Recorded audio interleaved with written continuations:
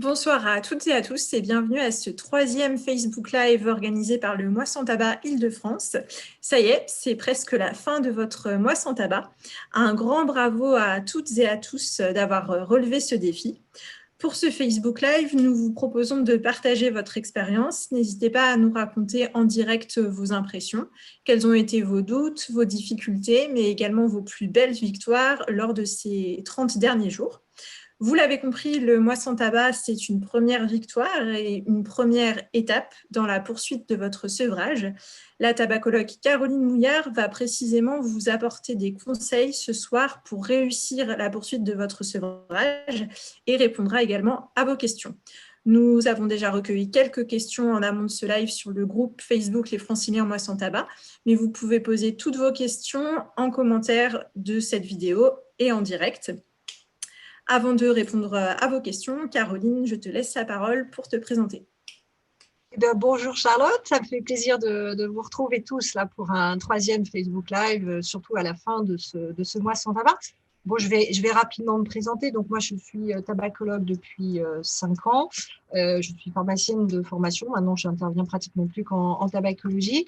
Et je fais des consultations en milieu du travail. J'interviens aussi en formation auprès du personnel, de professionnels de santé, voilà, pour les former à la tabacologie, afin que les gens puissent être le mieux accompagnés possible. Voilà. Très bien, Caroline, merci. Alors, sans plus attendre, on va passer aux questions et on commence avec la première question, la question de Sabrina. À partir de quand doit-on diminuer le dosage de ces patchs et sur quelle durée doit-on les prendre? Sabrina précise qu'elle prend des patchs dosés à 21 mg. D'accord. Alors, du coup, ce qui est important, je vais répondre évidemment à Sabrina, mais ce qui est important de comprendre, c'est qu'on l'a dit lors de la première et lors de la deuxième, c'est qu'il n'y a pas un arrêt qui ressemble à un autre, puisque c'est vraiment une histoire très personnelle. Donc là, par contre, on peut dire des choses générales qui vont servir à tout le monde, et puis évidemment, il faudra adapter en fonction du profil. La première chose qu'il faut savoir, c'est qu'un mois sans tabac, c'est bien, c'est une étape, mais ça ne signifie pas pour autant l'arrêt des substituts nicotiniques. D'accord ? Pourquoi ? Parce que ça va dépendre de sa propre histoire, ça va dépendre du dosage à laquelle on est parti, et que l'idée, c'est qu'on ait un sevrage progressif. Donc, c'est une histoire de marche descendante. Là, dans le cas, du coup, effectivement, de Sabrina, elle a démarré avec le patch à 21 mg, qui est le patch le plus fortement dosé. Et donc, l'idée, c'est qu'elle termine son premier mois avec ce dosage-là.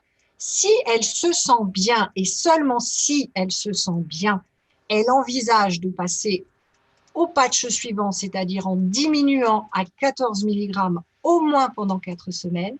Et si elle se sent bien, elle va diminuer à 7 mg. Donc, on est sur une diminution à minima sur 3 mois. Maintenant, j'insiste sur le « et si seulement ». C'est-à-dire que je ne sais pas le background de Sabrina. Si elle fume depuis 35 ans, on ne va peut-être pas la sevrer en 3 mois. Je veux dire, il n'y a aucun problème à rester 2, 3, 4 mois à 21 mg, ensuite passer 2, 3 mois à 14 et ensuite diminuer 2 mois à 7 mg. On peut mettre 6 mois de patch, on peut mettre 1 an de patch, peu importe si ça permet de consolider cet arrêt et si ça permet d'avoir derrière un arrêt du tabac qui va être pérenne. Donc, il faut bien évidemment ajuster la durée du traitement, j'ai envie de dire, à votre vie, à vous, à votre histoire avec le tabac. En général, le plus court, c'est 3 mois quand on démarre avec la dose la plus élevée. D'accord ? D'accord. Voilà. Alors, on enchaîne avec la question de Thierry. Faut-il prévoir d'arrêter les substituts nicotiniques ou est-ce mal d'en prendre toute la journée? Alors là, on tourne autour un petit peu de la même question, qui est justement cet arrêt de la substitution. Alors d'abord, la substitution nicotinique, ça n'est pas mal. On est bien d'accord. C'est un traitement qui est nécessaire pour vous aider à arrêter sereinement. Alors, on peut le voir comme un traitement transitoire, on peut le voir comme des béquilles temporaires, d'accord ? Il faut penser aussi qu'on en a parlé lors du premier Facebook Live, que je vous invite à aller revoir si vous ne l'avez pas vu. Hein. L'arrêt du tabac, c'est une triple dépendance. La dépendance physique, la dépendance psychologique et la dépendance comportementale. Donc, il y a plusieurs choses. Il y a le sevrage de mon aide avec la nicotine, il y a le sevrage au niveau de mes habitudes et il y a le sevrage comportemental. Alors là, du coup, Thierry, il n'a pas vraiment précisé, il dit d'en prendre. Je suppose qu'il parle plutôt, du coup, de substitution orale. Hein. On prend des pastilles, on ne prend pas un patch. Donc, s'il a opté pour son premier mois d'arrêt avec des pastilles, avec des gommes, avec des mini-comprimés, hein, tant mieux. Et si avec ça, il est confortable, c'est ce qu'on cherche. Après, c'est pas parce que 30 ou 31 octobre, caché de la poste, minuit faisant foire, là, qu'on arrête tout. Non, c'est vraiment comment il se sent après ce mois d'arrêt. Est-ce qu'il est confortable? Est-ce qu'il prend encore beaucoup ou pas de pastilles? On va bien évidemment, et on l'a dit et on l'a redit, la difficulté dans l'arrêt du tabac, c'est de faire un sevrage brutal de nicotine. Donc, arrêter d'un coup d'un seul de prendre des pastilles d'un coup, il va retomber dans un sevrage brutal de nicotine.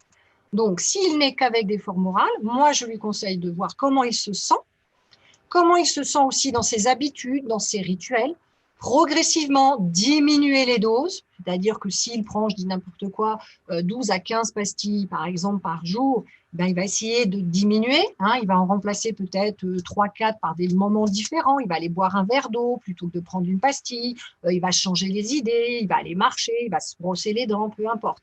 Mais l'idée, c'est surtout de respecter, là comme pour les patchs, hein, je ne suis pas à 15 pastilles et demain à 0, parce que sinon, il va se mettre en difficulté. Et là aussi, la durée, eh bien, ça va dépendre un petit peu de lui. S'il fume depuis longtemps ou pas. Hein. On peut aussi réduire sa consommation de forme orale en prenant son temps. L'important, c'est d'être en relation à soi-même. Comment je me sens et de garder à l'esprit que tout sevrage de nicotine doit se faire de façon progressive. D'accord ? Donc, si on en a besoin, on les garde. C'est une béquille nécessaire. Et après, l'idée, c'est de grandir petit à petit et finalement de pouvoir s'en passer. D'accord, très bien. Donc, pas de précipitation. Exactement. On passe au message de Georges, un message concernant la vape et l'arrêt de la vape. Oui. Bonjour, j'ai arrêté 10 ans sans rien du jour au lendemain. Je fumais un paquet par jour. J'ai rechuté il y a 5 ans maintenant, avec des arrêts de temps en temps. J'utilise depuis un moment la vape, qui permet effectivement d'arrêter la cigarette. Elle est dosée à 3 mg, mais j'ai envie de passer à l'étape suivante, arrêter tout sans rien. Et Georges précise qu'il a gardé la vape à 0 mg. Et donc, il dit, un ami fait ça et pas de rechute et plus de nicotine à suivre. Alors, qu'est-ce qu'on peut répondre à Georges ? Alors, là aussi, je vais me répéter, ça va dépendre effectivement de son histoire.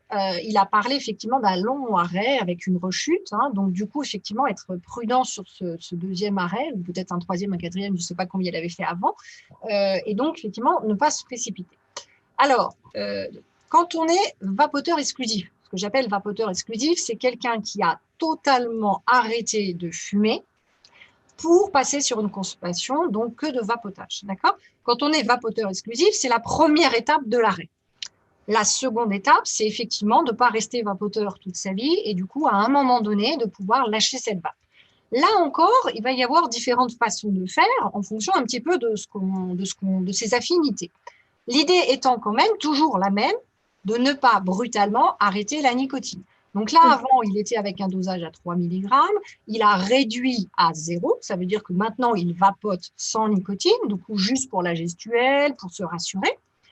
Et après, effectivement, il a fait son sevrage de nicotine et il va passer sur un sevrage comportemental. Il faut voir que la vapote, c'est aussi un outil transitionnel qu'on va utiliser dans la dépendance psychologique, dans la dépendance comportementale.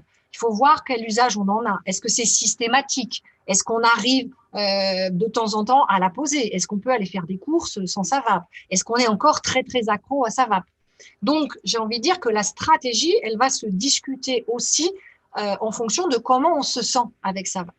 Donc, déjà, faire un sevrage de sa nicotine. Donc, si on était beaucoup plus haut, il va falloir diminuer progressivement les doses. Quand on est sevré de nicotine, eh bien, ça va être de faire un sevrage comportemental. S'entraîner, par exemple, sortir à chercher le pain 10 minutes sans sa vape, voilà, pour voir si on se sent bien. Voilà. Et après, il y aura différentes choses aussi, parce qu'il y a des gens qui, au bout d'un moment, vont en avoir tout simplement marre, ils vont la poser, ils vont se dire, ça y est, c'est fini. Et puis, elle leur manquera jamais. Et puis, il y en a d'autres qui vont, comme éventuellement Georges, se dire, je la garde près de moi. On ne sait jamais. Voilà. Hein, ou c'est un outil pour me rassurer, ou je ne vape plus depuis des mois, mais par contre, pour l'instant, je ne suis pas encore au stade où je suis capable de sortir à une soirée avec des fumeurs sans ma vape, parce que ça me rassure. D'accord ? Tous les cas de figure sont pertinents à partir du moment où ça aide les personnes à maintenir un arrêt de façon sereine. Voilà. Hein. Après, il y a différentes écoles. Il y a des gens qui en ont marre, qui veulent arrêter la vape du jour au lendemain. On peut très bien leur mettre des patchs pour faire le sevrage de nicotine et on arrête la vape, par exemple. Voilà. Donc, il faut vraiment retenir que c'est du cas par cas et trouver la stratégie qui est la bonne. Là, pour l'instant, Georges, il est à 0 nicotine, donc il a fait son sevrage nicotinique. Maintenant, il faut qu'il entame son sevrage comportemental. Il faut qu'il voit avec comment il se sent avec ça. Voilà. Hein. Et soit il va le faire progressivement, soit au bout d'un moment, il en aura marre et puis il va la lâcher, soit il va se contenter de la garder en cas de, et puis finalement, ne pas forcément tirer dessus. Hein. Donc ça, c'est vraiment très personnel. Et s'ils ont besoin, ils peuvent évidemment s'adresser à des professionnels, à des tabacologues qui pourront les aider aussi dans ce sevrage de la vapote. Très bien, merci Caroline. On enchaîne avec 2 questions d'Anne-Marie. Donc, la première question, c'est sur l'impact de la nicotine sur l'aspect de la peau. Donc, je trouve que mon teint est plus gris, j'ai davantage de rougeur et ma peau est plus granuleuse. Est-ce que cela peut être dû à la nicotine ? Je porte depuis 26 jours des patchs dosés à 21 mg et je prends des gommes à mâcher dosées à 4 mg. Qu'est-ce qu'on peut répondre à Anne-Marie ? Et enfin, la deuxième question, ou si on les groupe, quels sont les symptômes qui nous diront que l'on est vraiment sevré ? D'accord. Alors déjà, on va déjà féliciter Anne-Marie, hein, parce que bravo d'être en arrêt. Je vois qu'elle a pris tous les moyens nécessaires, hein, le patch, les gommes, effectivement. Donc ça, c'est bravo parce qu'elle a fait un excellent choix pour sa santé en particulier et pour sa peau aussi. Alors, c'est une très bonne question parce que c'est vrai que ce n'est pas un sujet dont on aborde souvent, hein, ces histoires de peau.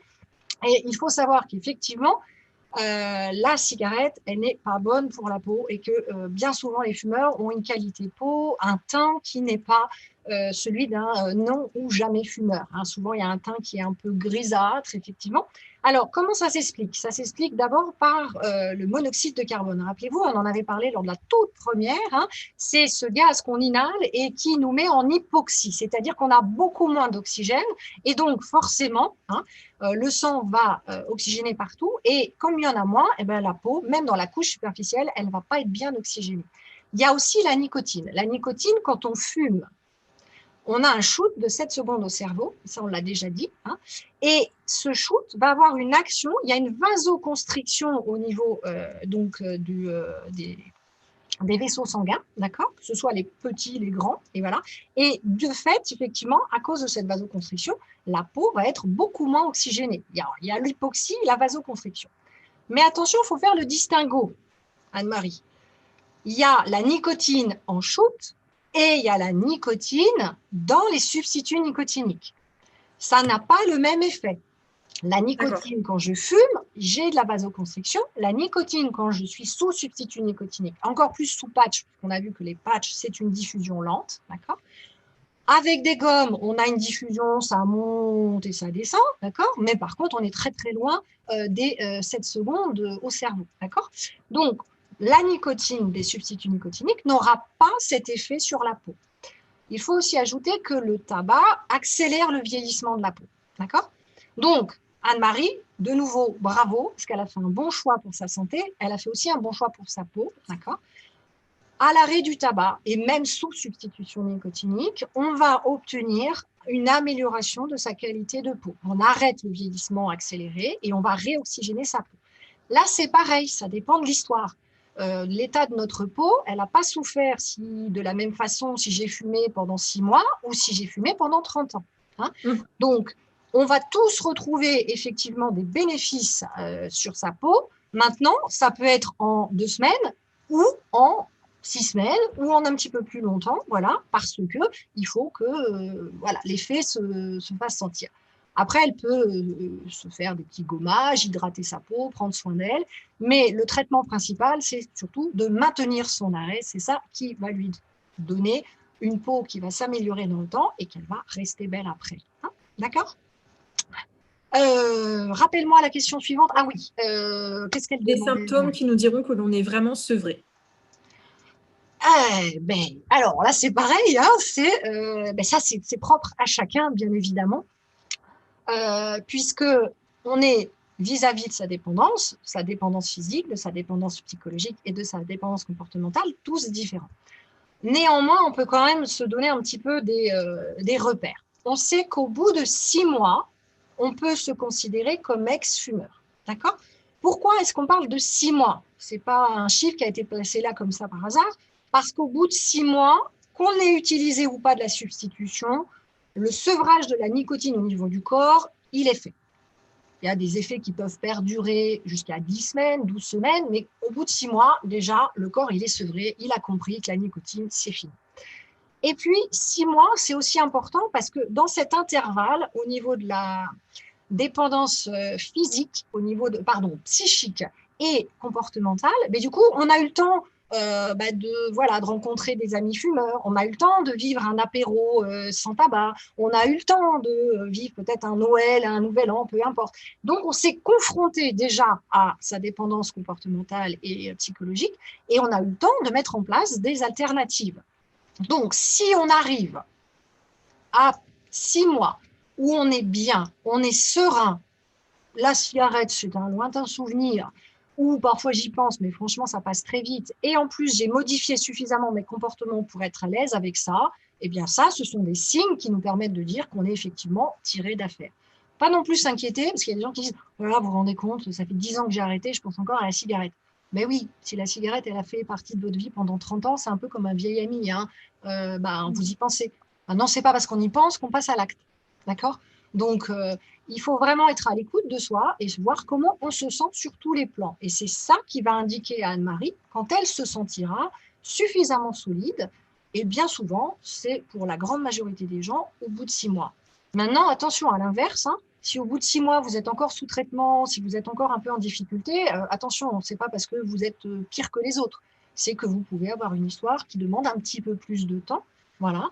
Et si ça ne se fait pas en 6 mois, ça sera peut-être en 1 an. Peu importe. L'important, c'est de continuer sur son chemin et de consolider les choses à son rythme, à soi. Voilà. Merci pour ces précisions. Alors, on va prendre une autre question, la question de Sophie. Je trouve incroyable qu'après 1 an d'arrêt, je sois toujours accro aux pastilles.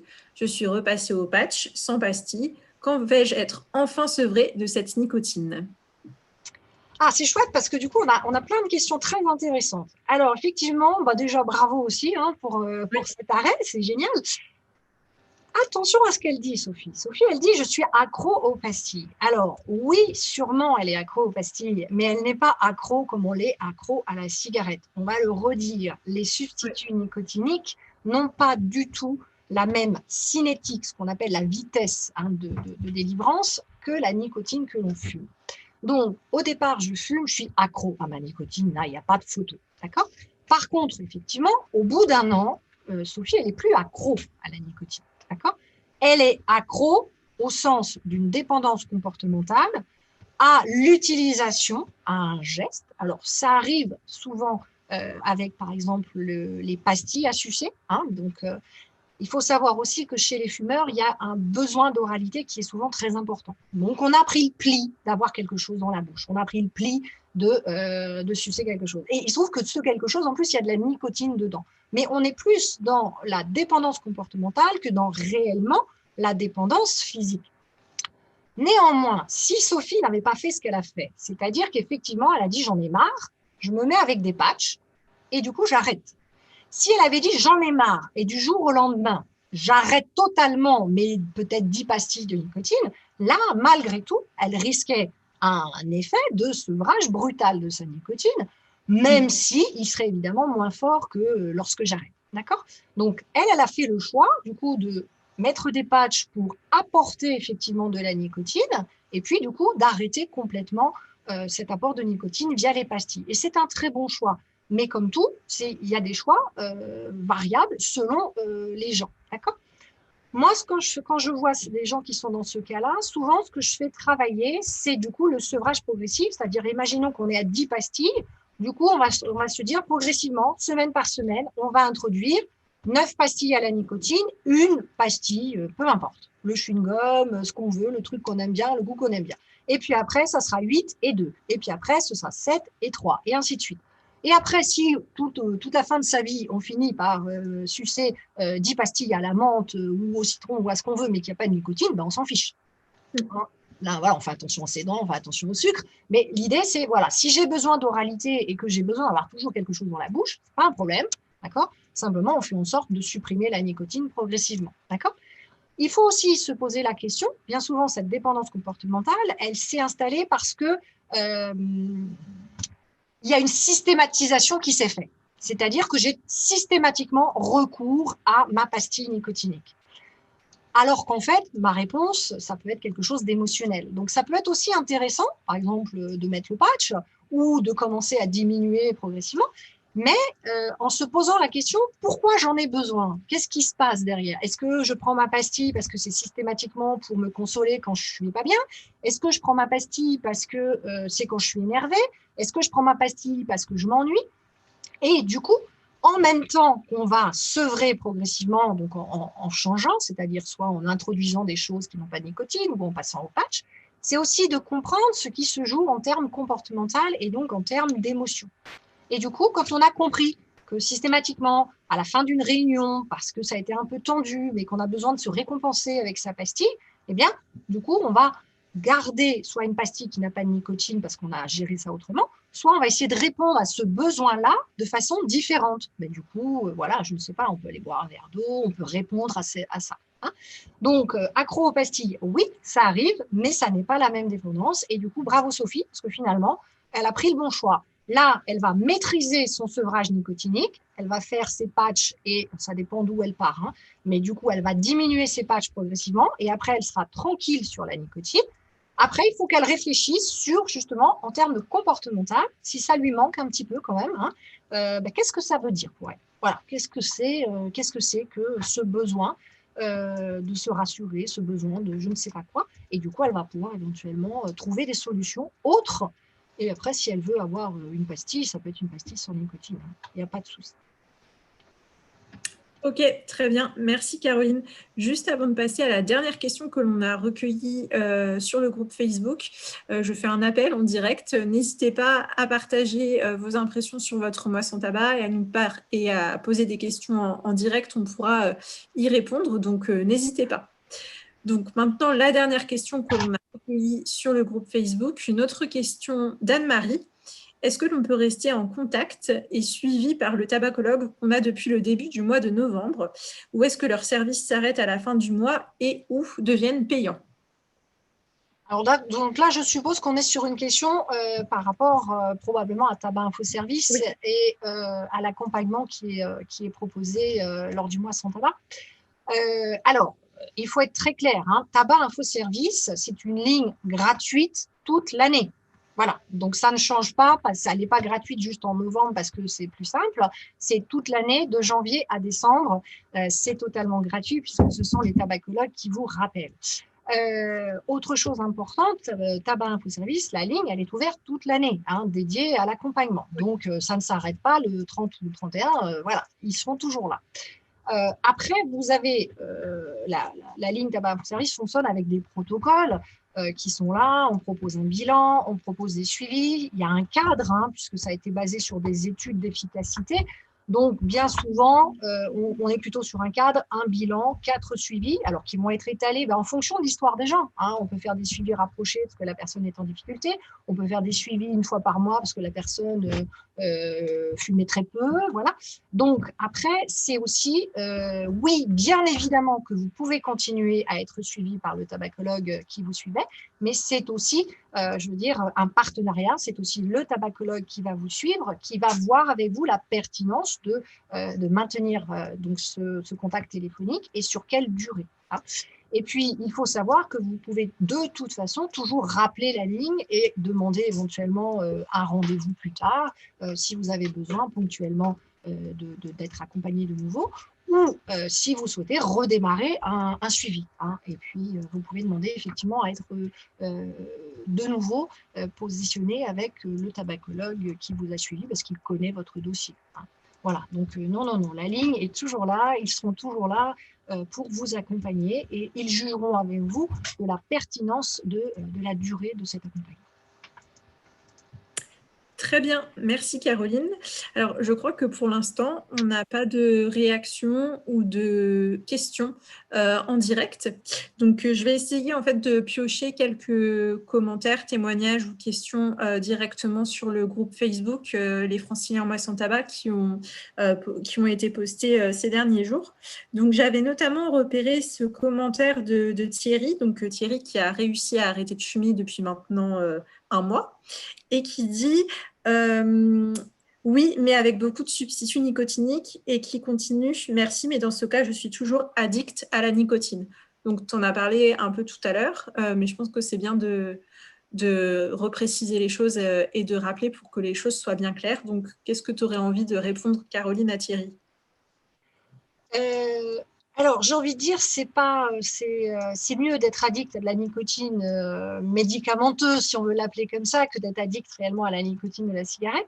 Puis, je crois qu'il y a aussi, je pense, ce qui est important, c'est le regard qu'on a sur les choses. Souvent, moi, j'amène les gens à se mettre de côté. Je leur dis, imaginez que vous ayez eu un accident de vélo, peu importe, et vous vous êtes fait mal, vous vous êtes fracturé la jambe, et là, on vous dit, on vous met un plâtre et on vous colle des béquilles. Bon, voilà. Vous avez des béquilles parce que c'est en attendant que votre corps et que vos os se solidifient. Voilà. Et puis, ben, il y en a certains, au bout de peut-être un mois, ben, ils n'ont plus besoin de béquilles, ils vont faire de la rééducation. Puis il y en a d'autres, parce que les os, c'est pas tout à fait pareil, et ben, ils vont porter leurs béquilles pendant 2 mois. Et puis, il y en a certains qui vont porter leurs béquilles plus longtemps parce que voilà.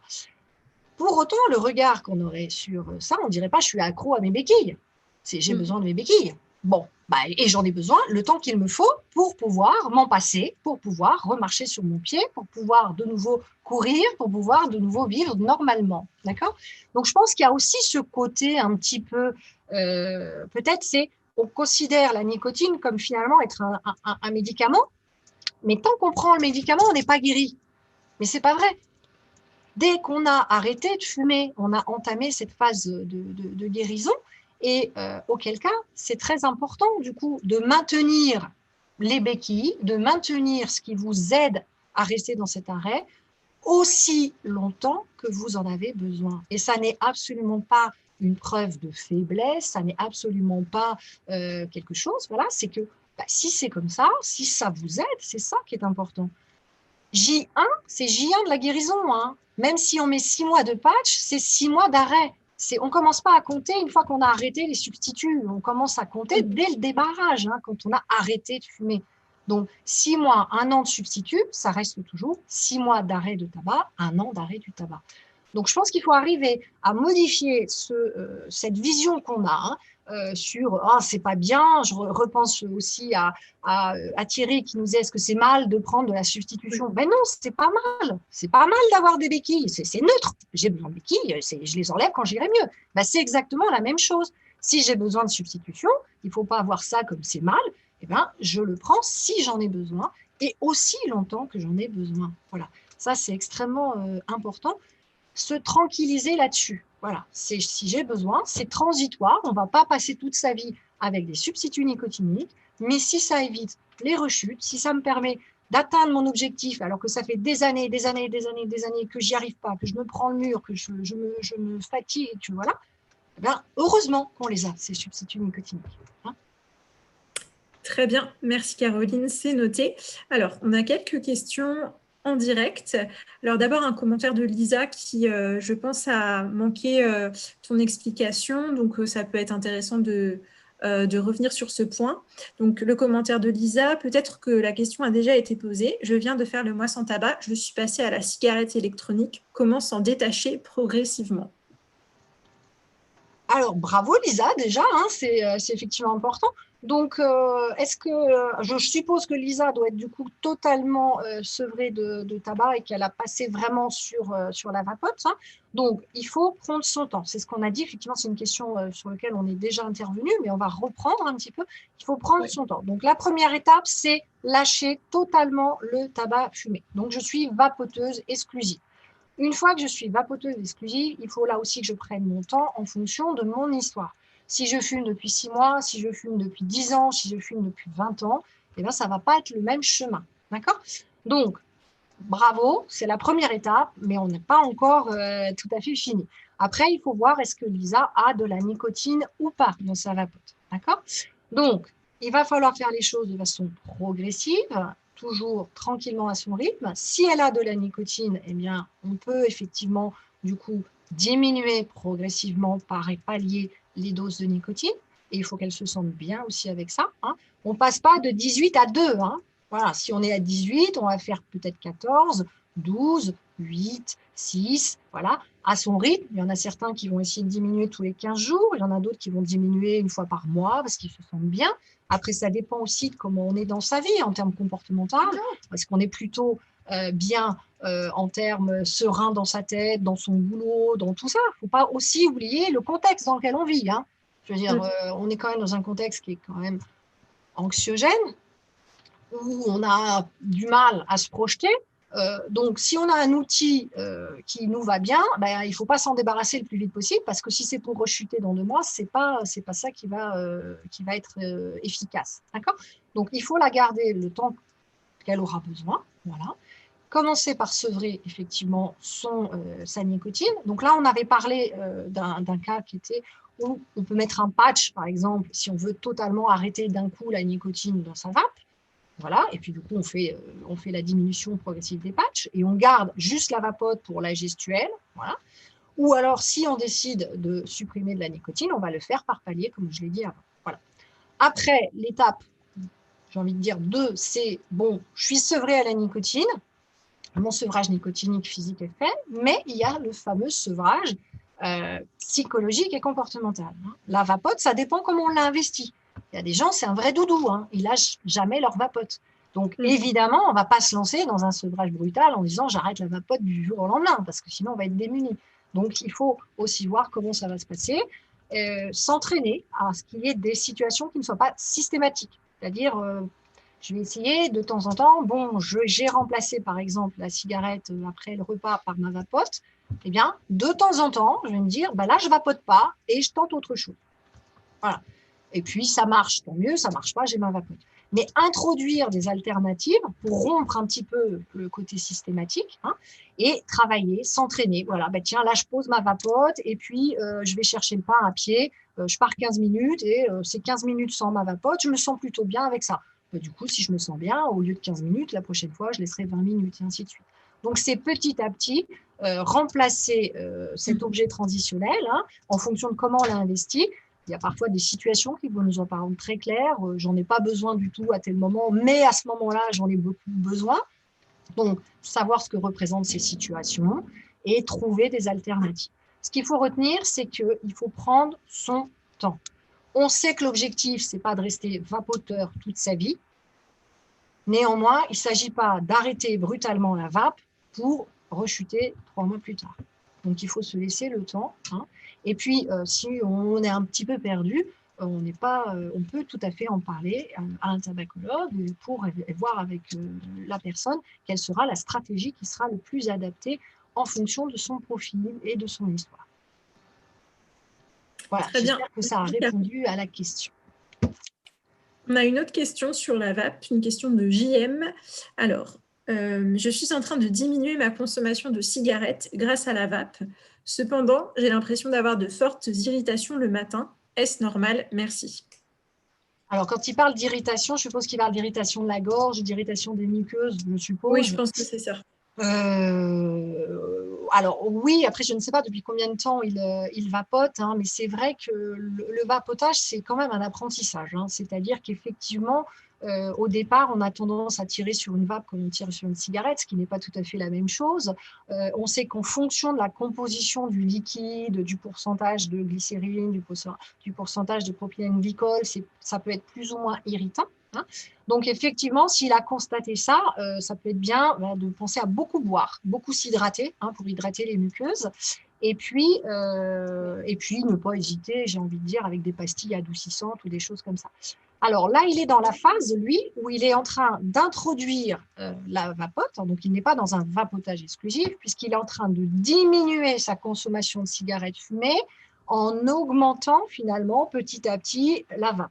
Jusqu'à ce qu'on arrive, du coup, à l'inverse, il n'y a plus du tout de cigarettes fumées et je vais être vapoteur exclusif. Donc ça, c'est un schéma qu'on va faire de façon progressive et au fur et à mesure qu'il sera à l'aise avec sa vape, du coup, effectivement, il pourra lâcher totalement le tabac fumé. Voilà. C'est connu, ce côté un petit peu irritant au niveau des muqueuses. Donc, il faut beaucoup s'hydrater et puis effectivement, pourquoi pas aussi avoir des petites pastilles adoucissantes, des choses comme ça, et prendre le temps d'être à l'aise avec sa vapote. Très bien, merci beaucoup Caroline. Alors, on a une autre question, une question de Patrick. Sous hypnose, l'arrêt du tabac est-il efficace? Alors, je vais encore faire des réponses, ça dépend. Il n'y a pas de grande règle. Ça dépend de plein de choses. Ça dépend si je suis un gros fumeur auquel cas où je risque d'avoir un syndrome de sevrage brutal et extrêmement fort. Du coup, ça dépend si je suis plutôt un fumeur principalement moyennement fumeur, donc avec une dépendance à la nicotine pas très forte, mais avec une dépendance psychologique et comportementale plutôt importante. Donc, l'hypnose ne fait pas partie, si vous voulez, des méthodes qui ont eu suffisamment d'études qui permettent de valider une efficacité. Mais ce n'est pas parce qu'on n'a pas d'études validées que malgré tout, ça n'est pas efficace. Moi, je rencontre un certain nombre de gens pour qui ça a été efficace, pour eux. Mais ce n'est pas parce que c'est efficace pour eux que c'est forcément efficace pour le voisin. Donc, pourquoi pas? Mais il faut aussi éventuellement faire un bilan avant avec un professionnel de ma propre situation, où je me situe. Est-ce que j'ai une très grosse dépendance physique? Est-ce que je suis plutôt un fumeur comportemental? Comment ça se passe? Fumeur, fumeuse. L'hypnose peut être aussi une aide. On peut très bien avoir des patchs et puis travailler sur des éléments comportementaux au niveau de l'hypnose. Par exemple, si on se rend compte que on a une tendance à compenser avec la nourriture, ça peut être une très bonne façon d'avoir un complément avec l'hypnose. Du coup, on va travailler sur sa relation à la nourriture. L'hypnose peut apporter beaucoup de choses. Parfois, elle n'est pas toujours suffisante.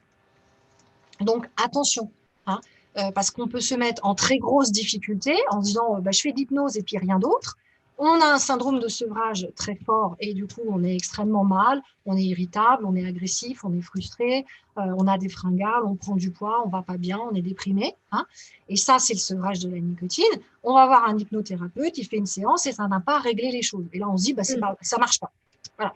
Peut-être que si en amont, on avait effectivement réellement réglé et pris en charge l'arrêt proprement parlé du tabac, peut-être que du coup, y ajouter une séance d'hypnose sur un sujet particulier ou pour travailler, par exemple, sur effectivement s'éloigner de ses pensées du tabac, sur ses croyances automatiques, sur plein de choses, ou sa gestion de stress, par exemple. Il y a des choses qui peuvent très, très bien fonctionner avec l'hypnose sur la gestion de stress, par exemple.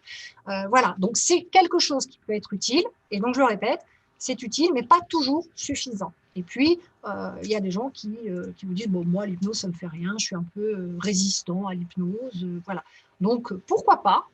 Je ne mettrai jamais de veto sur l'hypnose. Par contre, je mets quand même un petit bémol. Attention aux gens qui sont des très gros fumeurs ou fumeuses, parce que parfois, l'hypnose n'est pas forcément suffisant et ça pourra les mettre en difficulté parce qu'ils vont penser qu'ils peuvent se passer que de ça et ça peut être plus difficile après.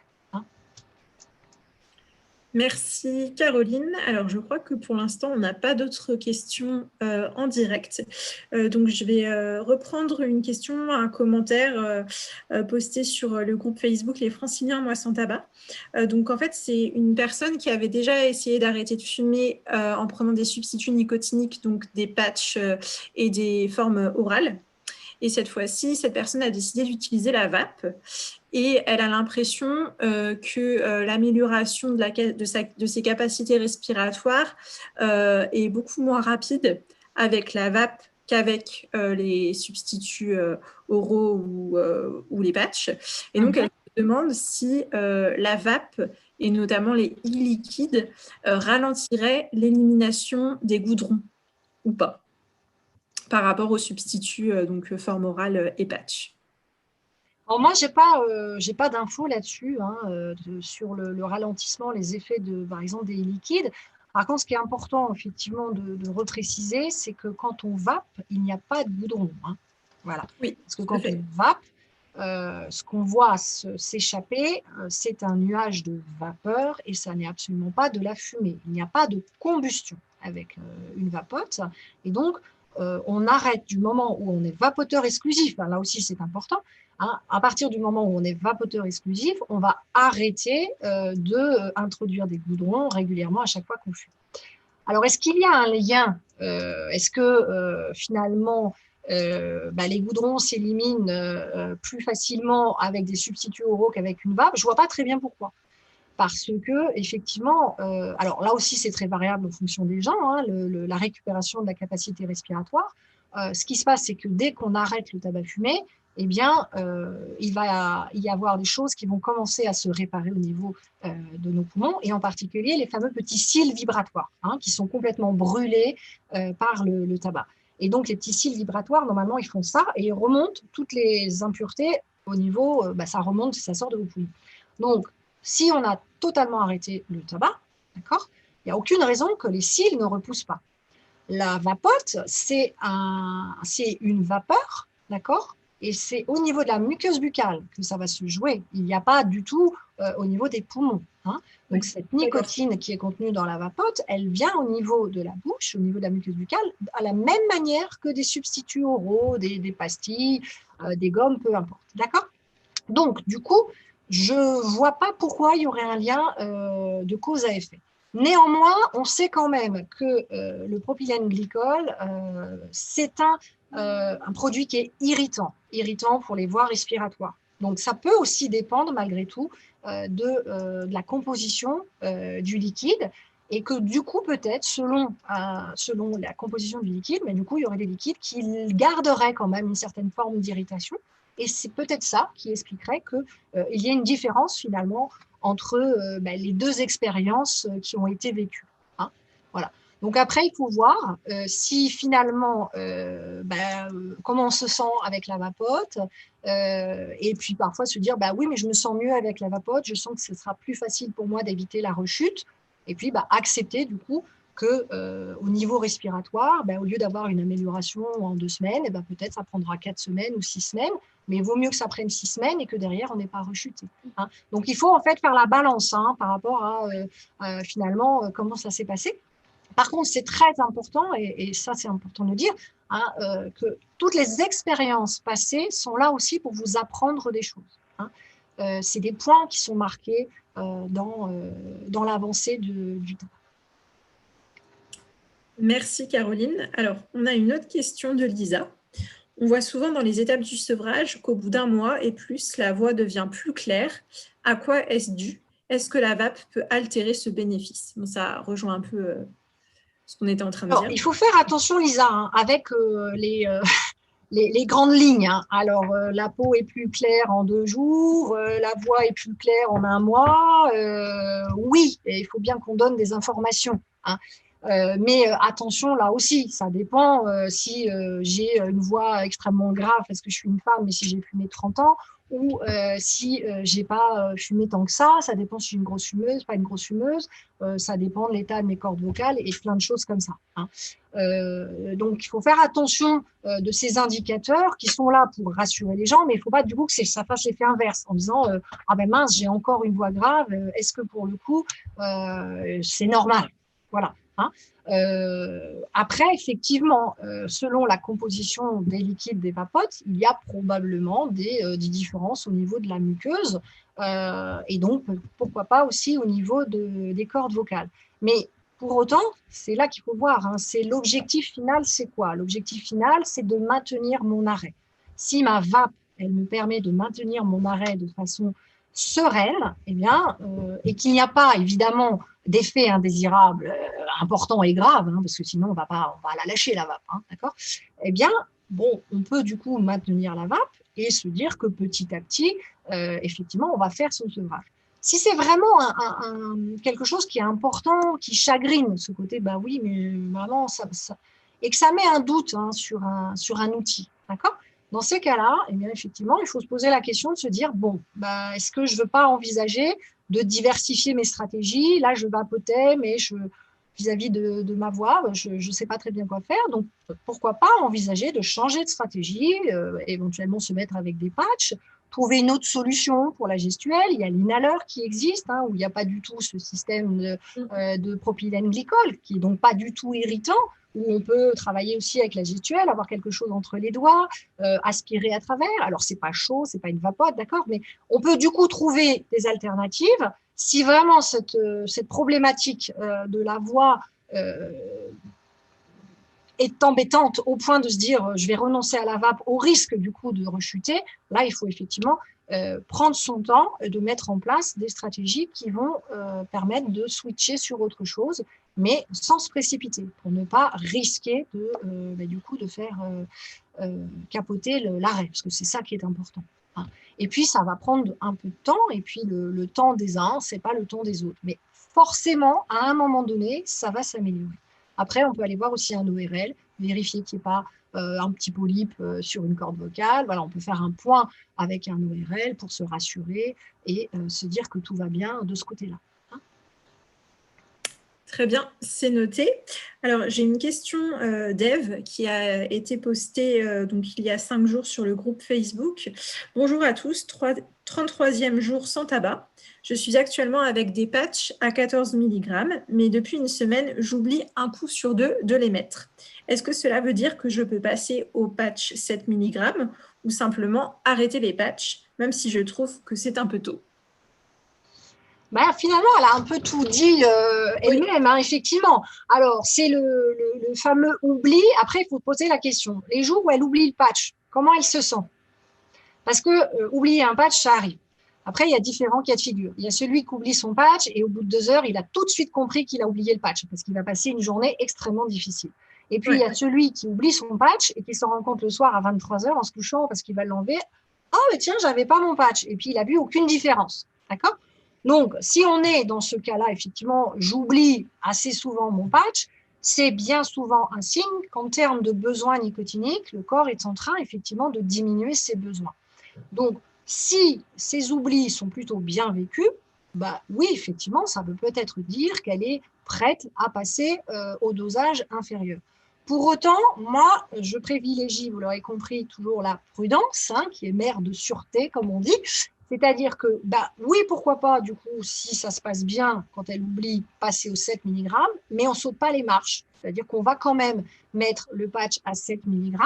Après, si effectivement, au bout de 14 jours, on se rend compte que là encore, on l'oublie, eh ben, on peut raccourcir un petit peu le temps, parce que normalement, c'est 4 semaines, mais on peut du coup porter le patch à 7 mg au minima pendant 15 jours, et puis après, on voit comment ça se passe, de façon quand même à respecter une forme de palier progressif. Hein. Donc, c'est un indicateur, voilà. Mais il faut être prudent quand même, hein, voir comment ça se passe. Puis aussi, ça peut être un indicateur. Si c'est systématique, je pense à mettre mon patch quand je vais travailler, mais les week-ends, je ne pense pas à le mettre. Ça veut peut-être vous dire aussi quelque chose par rapport à votre relation hein, avec le tabac. Du coup, je suis peut-être plus détendue le week-end, j'ai moins besoin de mon patch. Par contre, la semaine, j'ai plus besoin de soutien. Donc, ça peut être aussi des choses qui qui vous apprennent et à prendre en compte dans votre histoire par rapport à cet arrêt. Très bien, merci Caroline. Alors, je crois qu'on n'a pas d'autres questions en direct et pas d'autres commentaires. Alors, je vais peut-être rebondir sur une question qui avait été posée sur le groupe Facebook. Donc, la question, en fait, sur l'efficacité d'un sevrage tabagique avec substitut versus l'efficacité d'un sevrage tabagique sans rien, puisque c'est vrai que plusieurs personnes sur le groupe Facebook ont témoigné de leur volonté d'arrêter de fumer en n'ayant recours à aucun substitut. Et donc, certaines personnes s'interrogeaient en fait sur l'efficacité ou l'efficacité accrue d'un sevrage tabagique avec des substituts. Est-ce que tu peux nous apporter quelques éléments là-dessus, Caroline? Alors là, pour le coup, on est extrêmement bien documenté. Hein. Ça, on le sait, on a des études depuis longtemps, on a des méta-analyses, on a tout ça qui prouve effectivement, de toute façon, une augmentation d'efficacité avec l'utilisation des substituts nicotiniques, hein, quel que soit le substitut nicotinique. Donc, je crois que, de mémoire, dans certaines études, on double même, parfois on multiplie par 2 ses chances de réussite par rapport à celui qui va s'arrêter sans rien. Là encore, c'est des chiffres, mais un chiffre sorti d'un contexte, ça ne veut pas dire grand-chose. Vous avez des gens qui vont arrêter de fumer sans rien et qui vont s'en sortir très bien. Tant mieux, d'accord? Mais vous avez des gens qui vont arrêter sans rien et qui, à chaque fois, vont rechuter, vont se faire mal parce qu'ils vont perdre confiance, parce qu'ils vont penser qu'ils ne sont pas bien, qu'ils n'y arrivent pas, tout ça, tout ça. Et auquel cas, ils se font plus de mal qu'autre chose. Hein. Donc, dans ces cas-là, ces personnes-là, eh bien, effectivement, il ne faut pas hésiter. Les substituts nicotiniques, ça augmente vos chances de réussir. Et en plus, l'accompagnement aussi. Les substituts nicotiniques, c'est bien, mais ce n'est pas à utiliser n'importe comment. Hein. Je rappelle des choses qu'on a déjà dit au tout début, c'est qu'un traitement est efficace à condition qu'on administre la bonne dose. Donc, un patch sous-dosé, ça ne sert strictement à rien. Hein. Ça risque au contraire d'être contre-productif parce qu'on va s'ancrer dans une croyance que ça ne marche pas. Hein. Les patchs, la preuve, je les ai essayés, mais ça ne marche pas. Ben oui, mais ça ne marche pas parce que peut-être votre besoin en nicotine était supérieur à ce qu'on vous a proposé en patch. Hein. Donc, oui, on le sait, c'est prouvé depuis de longues années, parce que contrairement à la vape, les substituts nicotiniques sur le marché du sevrage tabagique sont là depuis des années et des années et des années. Hein, donc, on a beaucoup de recul. On sait que c'est efficace à condition que la dose soit suffisante et que le temps soit suffisant. Voilà. Et si c'est compliqué pour vous de se dire moi, je ne sais pas quelle dose il me faut et je ne sais pas combien de temps il faut que je les mette, eh bien, vous n'hésitez pas, vous en parlez à un professionnel de santé, votre médecin généraliste, un pharmacien, un tabacologue, une sage-femme pour les femmes enceintes, voilà, des gens qui sont formés et qui vont vous aider. Il y a la ligne, on l'a dit, il y a plein de supports. Mais oui, c'est vraiment, vraiment, vraiment une efficacité qui est plus importante. Très bien, merci beaucoup Caroline. Je pense que l'on va conclure là-dessus puisque je ne vois pas d'autres commentaires ou questions en direct.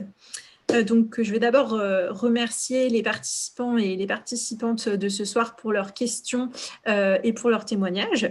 Je tiens également à remercier une nouvelle fois Jérémy Chalon du CRIPS Île-de-France pour son assistance technique, pour ce live et pour les 2 lives précédents.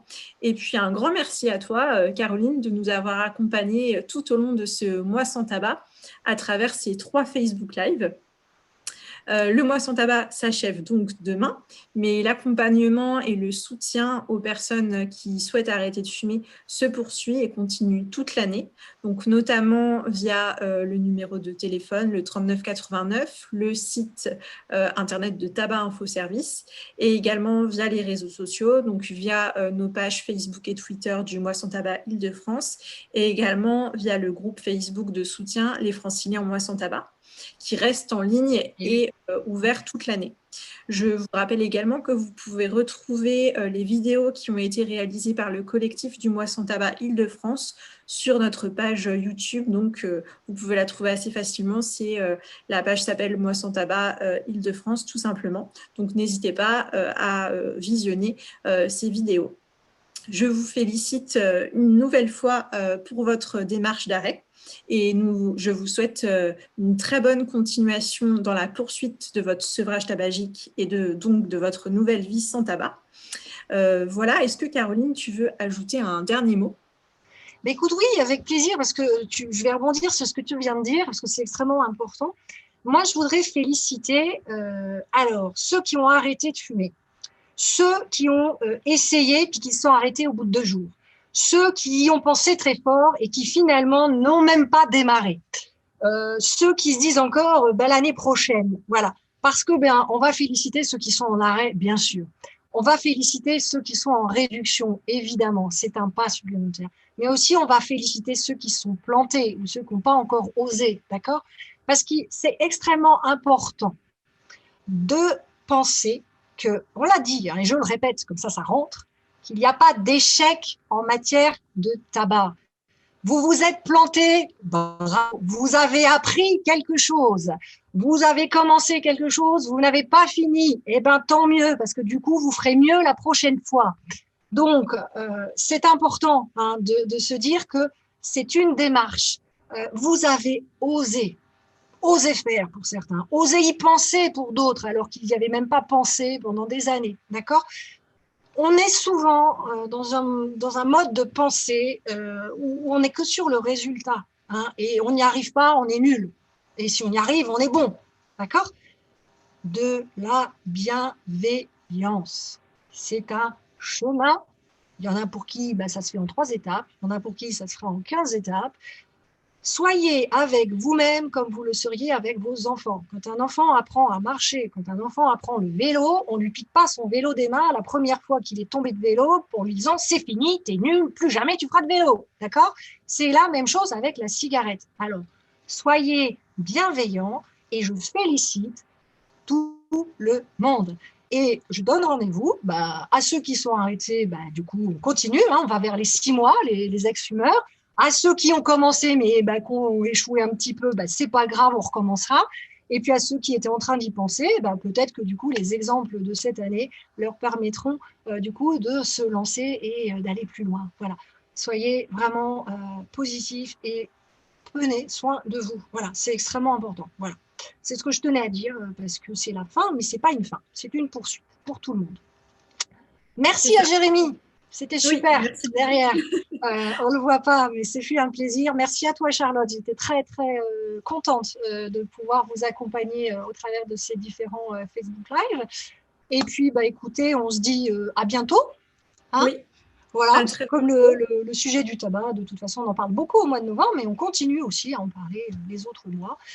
Donc, bon courage à tous et toutes.